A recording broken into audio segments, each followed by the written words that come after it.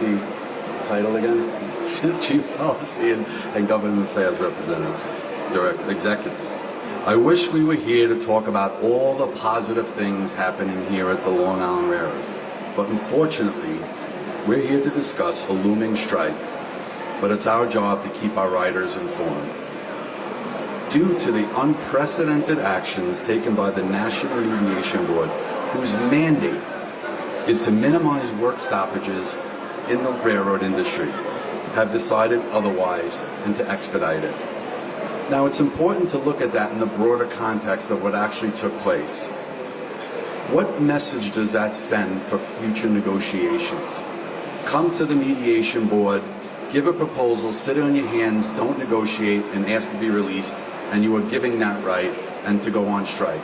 Think about the chaos that could ensue from that action.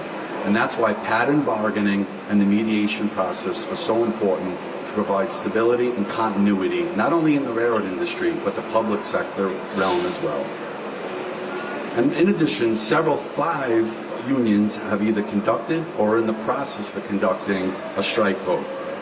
In light of all this, we are bracing for a strike that will halt Long Island Railroad service for over 270,000 daily riders. The work stoppage could start as soon as 12:01 a.m. on Thursday, September 18th. We have attempted to negotiate in good faith with these five remaining labor organizations. A fair offer has been made and accepted by the majority of all the other represented employees at the Long Island Railroad, including the largest union, SMART, and four others. And these unions represent conductors, cleaners, mechanics, supervisors, a broad spectrum of our entire workforce. This is in addition to hundreds of thousands of other MTA workers, New York State and New York City public employees as well. This offer consists of a 9.5% wage increase over 3 years. But instead, these five labor organizations, who are amongst the highest paid in the nation, want 6.5% more than everyone else, without any concessions, including outdated work rules that significantly inflate salaries. These work rules not only increase salaries considerably by providing multiple days' pay in 1 day of work, just by doing the work that they're trained and qualified on, and that they own the work already, it's their work. But they also create inefficiencies in scheduling our workforce. I can't begin to tell you how many resources and hours are spent trying to work around and mitigate the impacts of these expensive work rules just to provide service every single day. It's also important to note that we're just not looking to take these work rules. We're offering for them to be compensated at fair value for these work rules. This way, all members of the labor organization can be compensated, not just a portion of their workforce. Who will pay for this added increase? The riders and taxpayers of New York will bear the burden. I'm also trying to understand how one of these unions just over a month ago went on strike at New Jersey Transit, and in order to settle that contract, gave concessions. But here at the MTA, that's not an option. What do we deserve for that honor? Is it that much more expensive on this side of the river than it is on the other side? A river that their employees actually cross to work every single day. We hear the rationale for this precipitous increase is due to inflation and cost of living. But does having people miss work and not get paid help that? And is it fair to inconvenience the hundreds of thousands of Long Island Railroad riders by going on strike, who ultimately pay the price for this strike? This will not only impact Long Island Railroad riders, but the region as a whole in terms of traffic, economic activity, and quality of life. I am hopeful that we can get everyone back to the table and avoid a strike. The MTA has accepted an offer for binding arbitration, but unfortunately, the unions all have refused. And we need to take that seriously for the sake of our riders. But let me be clear. Make no mistake, We value and appreciate the work performed by our incredible workforce. As I say all the time, the miracle that they perform every single day. And we want to compensate them fairly, as we have done so with over half the represented workforce at the Long Island Railroad already. However, in the event of a strike, we're encouraging all those who work from home to do so. But we know that it's not possible for everyone. So we've come up with a contingency plan that's going to attempt to provide service for essential workers living in Queens, Nassau, and Suffolk counties. I'll turn it over to Shanifa to provide some of the details of that plan. Good afternoon, everyone, and thank you, Rob. Like you said, none of us want to be here today to talk about a strike because none of us want a strike to take place. But as Rob said, we have to prepare for the worst, which is why we are rolling out a plan for limited shuttle bus service coming from points east to subway connections in Queens. I'll repeat, limited bus service. We couldn't possibly replace the full service that LIRR runs every day, as Rob mentioned, but we are trying our best to accommodate those essential workers in an effort to not leave anyone stranded. Our shuttle buses will run every 10 minutes during the weekday peak hours from 3 Long Island Railroad stations, and that will be from Belmore, Hicksville, and Ronkonkoma. We will have tons of customer ambassadors on hand to help our customers navigate these changes.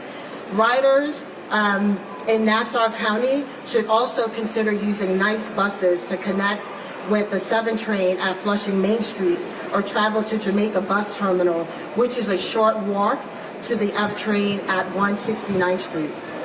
For those who wish to drive and be dropped off elsewhere, we recommend you using the following subway station: Woodhaven Boulevard on the J, Aqueduct North Conduit Avenue on the A, Ozone Park Lefferts Boulevard on the A, Grand Avenue on the A, Far Rockaway Mott Avenue on the A, Sheepheads Bay using the B and Q train lines. Pending board approval, we're going to issue prorated refunds to September monthly ticket holders for any business day that service was suspended by the strike. So stay tuned to all of our MTA channels for the latest and most updated information. That includes our website, our special page dedicated to the strike. Of course, calling our 511 call center. Train Time app will have an active banner because most of our riders, that is where, they will get more information. Social media and the tons and tons of digital screens throughout the network. So with that, I will turn it back over to Rob for any questions. All right, we got some questions here. Let's start with Kevin Vesey, News 12. He has come in from the island. Kevin. Thank you very much. So just a question about the shuttle buses. You mentioned the 3 Long Island stations they're going to be leaving from. Where are they going to be going to? And are they going to be free or are they going to cost anything? The shuttle buses will be free. As I said, they will be leaving. The one from Belmore would go to Howard Beach Aqueduct near JFK, and the other, Belmore and Hicksville, will go to Metz Willets Point, where they will be able to board the 7 train. You mean Ronkonkoma and Hicksville? Yeah, sorry, Ronkonkoma, Hicksville, yes. All right, let's go down to Alfonso Castillo, also representing Long Island today for Newsday TV. Alfonso. Hi, a couple questions. One about the plan and one about negotiations. Regarding the plan, are there any discussions about lifting parking restrictions at the stations where the buses will be serving? So those are, as you mentioned, and Rob has mentioned, we are talking to a whole bunch of stakeholders and interested parties to ensure that those essential workers who do need to come in to the city have the availability. So as that becomes available, that information will be posted on our website, but we are strongly encouraging those, if you can, work from home, so we ask that you do so.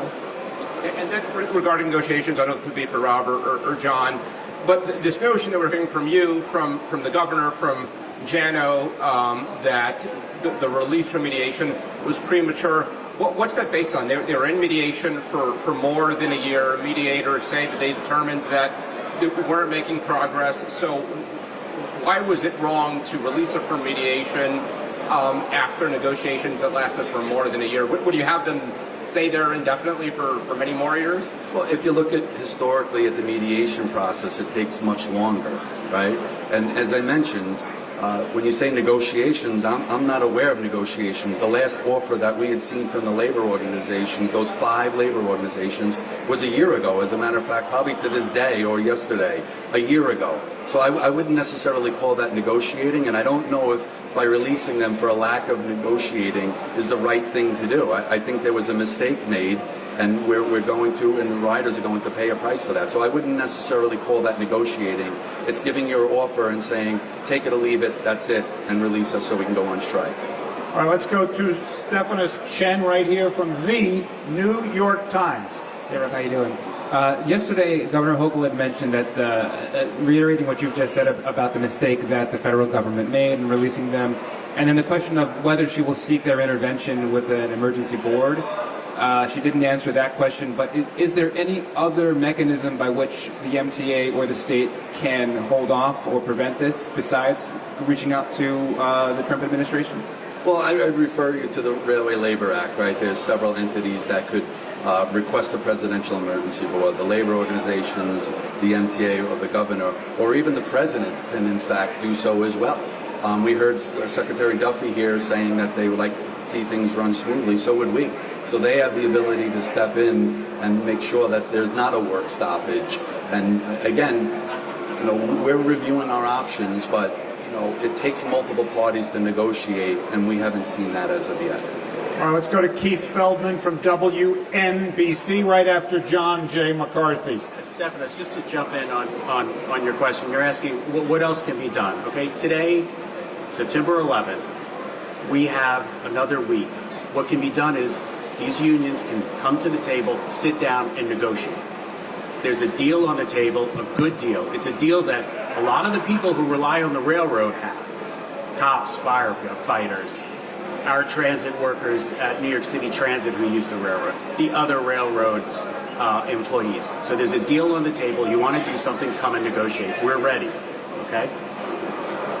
All right, Keith Feldman from WNBC. This contract dispute centers on wage increases. How much do LIRR engineers make, average salary and the top salaries? And also, has the union changed any of their positions on demands during negotiation? I keep hearing negotiations. We haven't seen any negotiating. Locomotive engineers make over $49 an hour currently. The average salary is over $160,000 a year. And as you've seen, the top earner has made over $353,000, with several others making over $300,000. And a lot of that is a result of these antiquated work rules that enable these employees to make multiple days' pay within one day. So their stance is, not only do they want this higher wage increase, they want to maintain these work rules that cost the MTA and the taxpayers significant money. Let's go to Nolan Hicks from your Streets blog right there. Nolan? Rob, which of the work rules angers you the most? I don't get angered very easily, but I get extremely frustrated. But this is borderline because what it does to our operation and what it creates.